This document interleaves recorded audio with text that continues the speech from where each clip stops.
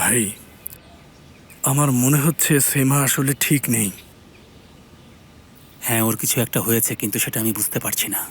সে ভালো নেই। আমার মনে হয় ওকে দ্রুত একজন ডাক্তারের কাছে নিয়ে যাওয়া উচিত। ঠিক আছে, তুমি আমাদের জানাবে। ধন্যবাদ। ডাক্তারের সাথে কথা বলেছিলে? না, কেন? তুমি কি ডাক্তার দেখাবে না তাহলে? উফ সেফার, আবার শুরু করলে? হ্যাঁ, আবারও শুরু করলাম। আমি তোমাকে নিয়ে যাব, তুমি যদি না যাও। আমি তোমাকে জোর করে নিয়ে যাব হসপিটালে। আমাকে পাগল করো না সেমা, এটা মজা করার সময় না। আমি তোমার জন্য চিন্তিত, বুঝতে পারছো না তুমি? এত কিসের জেদ তোমার বলো তো? ঠিক আছে, আমি যাব সেফার। আমি তোমার সাথে যাব। ঠিক আছে, যেও। কসম করে বলছি, আমি তোমাকে এই বাড়ি থেকে বের করে দেব। দেখো, আমি তোমাকে অনেকবার বলেছি বাচ্চাটার দিকে একটু খেয়াল রাখতে। হাসান যে কাঁদছে, তুমি এটা দেখতে পারছো না? আমি এইমাত্র ওকে দেখে গিয়েছি ম্যাডাম। খবরদার, মুখে মুখে তর্ক করবে না। আমি আশ্চর্য হয়ে যাই উমরান, বাইরে তাকিয়ে দেখো, মানুষ একটা চাকরি পাবার জন্য দিন রাত এক করে দিচ্ছে। শোনো মেয়ে, তোমাকে আমি ঘাট ধাক্কা দিয়ে বের করে দেব। সঙ্গুল, কি হচ্ছে? চিৎকার করছো কেন? এসো। সদরুদ্দিন, এই মহিলাকে আমি আর নিতে পারছি না। সে কি করলো? সে কোনো কিছু করতে পারে না বাবা, ওর কোনো অভিজ্ঞতাই নেই। আমি ওকে এ বাসায় রাখতে পারবো না। বাড়াবাড়ি করো না সঙ্গুল, সে তোমার বাচ্চার জন্য একদম ঠিক আছে। একদমই না বাবা। আশ্চর্য, আমার বাবার সাথে তুমি কিভাবে কথা বলছো? সদরুদ্দিন, উমরান, যাও কফি বানাও। জি, আনছি।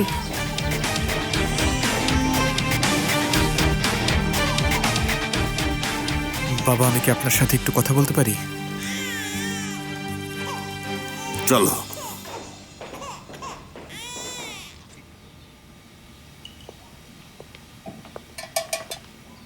তুমি ঠিক আছো? মিসেস সঙ্গুলকে তুমি পাত্তা দিও না। ওর মেজাজ ইদানিং একটু খারাপ থাকে, বুঝতেই পারছো। হ্যাঁ ঠিক আছে, কিন্তু সেই রাগ তো উনি আমার উপর ঝাড়তে পারে না। অবশ্যই, কিন্তু পাত্তা দিও না। তুমি জানোই তো। বসো, আমি তোমার জন্য কফি বানিয়ে আনছি। না, আমি মিস্টার বাহারির জন্য কফি বানাবো। তাই? তোমার বানানোর মতো অবস্থা আছে বলে মনে হচ্ছে না। বলো তো, তুমি কিরকম কফি পছন্দ করো? তিনি কিন্তু খুব গাঢ় কফি পছন্দ করে উমরান। ও আচ্ছা, তাই? আমি তো এটা জানতাম না। এই বাড়িতে সবাই খুব অদ্ভুত। চলো ওখানে বসো, যাও।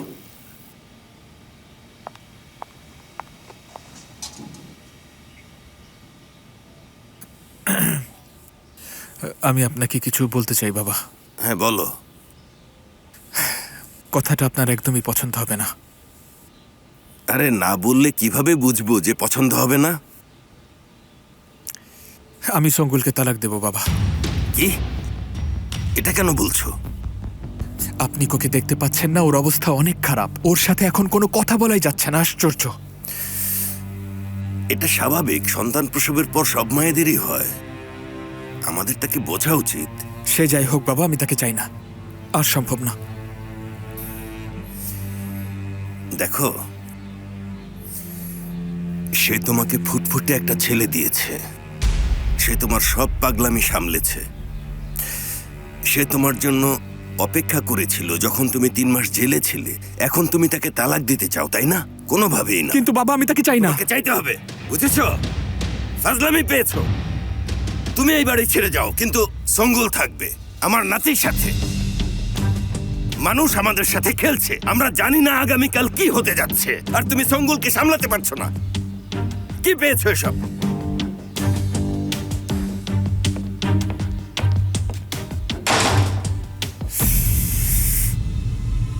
আমি কিভাবে এই সমস্যা থেকে মুক্তি পাবো? আল্লাহ, কিভাবে মুক্তি পাবো এর থেকে?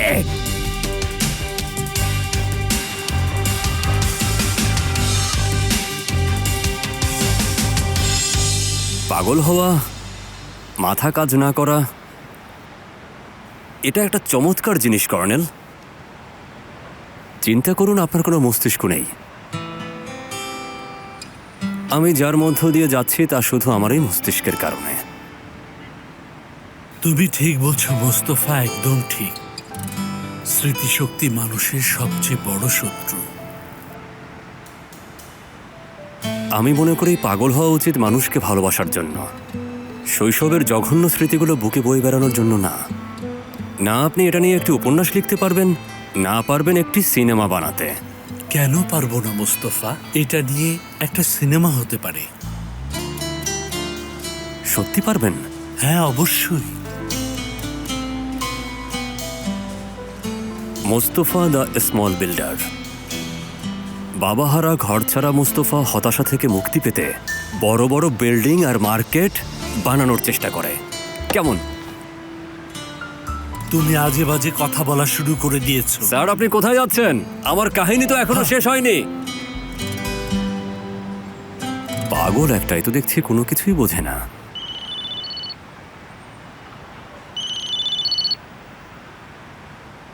কি অবস্থা বাবা, কেমন আছো? তুমি ভাবছো আমি তোমাকে ভুলে গেছি, আসলে কিন্তু তা না। বাবা, আমি তোমাকে মিস করি। তুমি এখানে আসার কথা কি ভুলে গেছো বলো তো? আসবো বাবা। তাহলে আসো, আমরা এখানে অনেক বোর্ড হচ্ছি। তুমি আসলে একসাথে পিৎজা খেতে যাব। তাড়াতাড়ি আসো। ঠিক আছে ঠিক আছে, তুমি চাইলে এখনই আসছি, একটু অপেক্ষা করো। হুররে! ঠিক আছে, তাহলে আমরা রেডি হচ্ছি বাবা। বাবা আসছে। মা, রেডি হও, আমরা পিৎজা খেতে যাচ্ছি।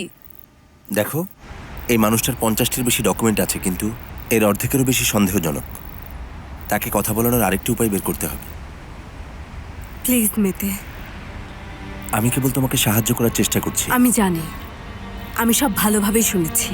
আমি জানি এটা আমার দোষ ছিল, আমারই পাপ হয়েছে মেতে।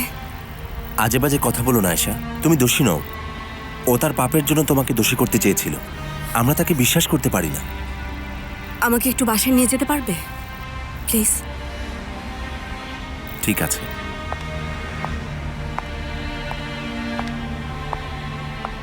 যখন তুমি নিজেকে দোষারোপ করবে তখন কি বা করতে পারি?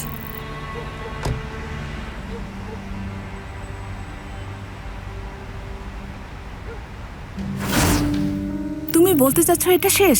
তুমি কি এই লোকদের টাকাটা দিয়ে দেবে খালামণি? কিছুই করার নেই। তুমিও ওদের সাথে ঝামেলা না করতে নিষেধ করেছো না? সিদ্ধান্ত তুমি নিয়েছো। তোমার মাথায় বন্দুক রাখার পরে সিদ্ধান্ত চেঞ্জ করেছি। আমরা মিস্টার বাহারির কাছে সাহায্য চাইতে পারি? না, পারি না। এটা ঠিক হবে না। আমি তাকে এতে জড়াতে চাই না। আমরাই এটার সমাধান করে ফেলবো। খালামণি, হসপিটালের কি হবে? ভালো বলেছ। আয়েশাকে একটা ফোন করতে হবে। ও অনেক ইন্টারেস্টেড ছিল। তুমি এসব কি করছো? বুঝতে পারছি না।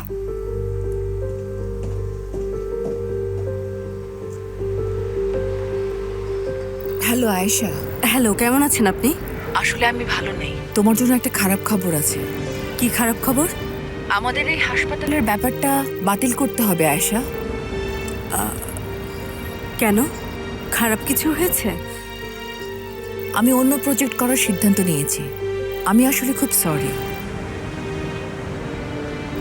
ইটস ওকে, এটা সম্পূর্ণই আপনার সিদ্ধান্ত। আমি আবারও খুব sorry. Good night. Good night. কি হয়েছে? প্রজেক্ট বাতিল হয়েছে। বাতিল মানে? কেন? জানি না, আমার মনে হয় ওনার মাথায় অন্য কিছু ঘুরছে। হায় আল্লাহ। সবকিছু একই সময়ে ঘটতে হবে এখন। উফ।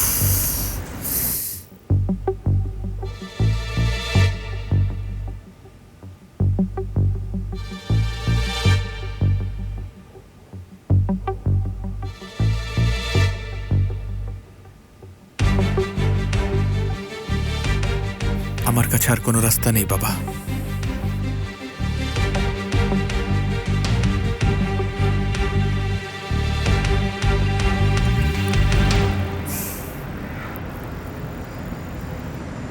আমরা কোথায় যাচ্ছি বলো তো? কিছু খেতে। কেন? কেন, তোমার খিদে লাগেনি? লেগেছে, কিন্তু আয়েশা, তোমাকে আমি এই অবস্থায় বাড়ি যেতে দেব না। এখন যদি বাড়ি যাও তাহলে সকাল পর্যন্ত চিন্তা করতেই থাকবে। এসবের কোনো দরকার নেই মেতে। কোনো কথা না, আমরা যাচ্ছি, এটা ফাইনাল।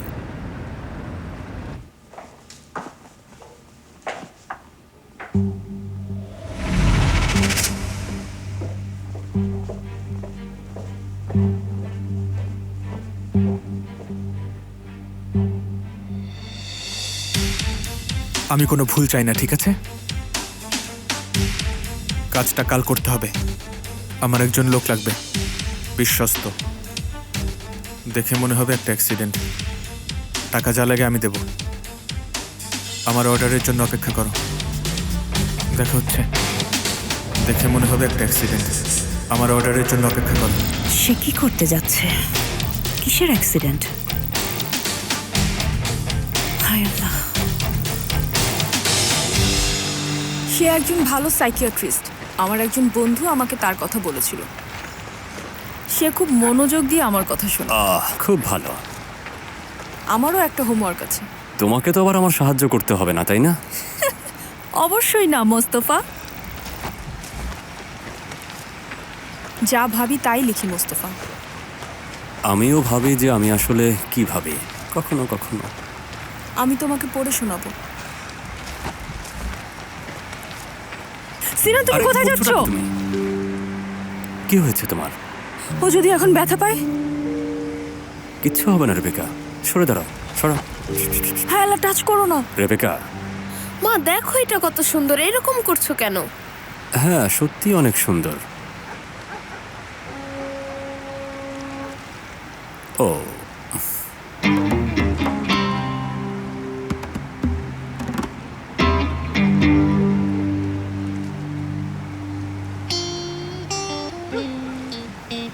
তোমার কি এখনো ক্ষুধা লাগেনি? অনেক খিদে লেগেছে। তাহলে চলো ওই রেস্টুরেন্টে গিয়ে আমরা খাই। পিৎজার ব্যাপারে কি বলছিলে? পিৎজা পরে খাবো, আগে আমরা এখানে কিছু খেয়ে নেই। আমরা সবাই খুব ক্ষুধার্ত। চলো তাড়াতাড়ি।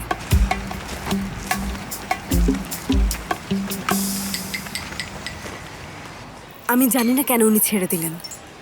সম্ভবত কেউ ওনাকে হুমকি দিয়েছে, না হলে মেলিসা তার ডিসিশন এভাবে চেঞ্জ করতো না বাবা। গতকাল তাকে ফোন করেছি, তুমি দেখেছো। তার কথা অদ্ভুত শোনাচ্ছিল। যাই হোক, আমি চেক করব, চিন্তা করো না, আমি তোমাকে জানাবো। বাবা আমরা যাচ্ছি, আপনার কিছু লাগবে? আমাদের একটা কাজ আছে, এখানেই থাকো। তুমি যাও, আমি আসছি। ঠিক আছে তাহলে, কাল দেখা হবে। গুড নাইট বাবা।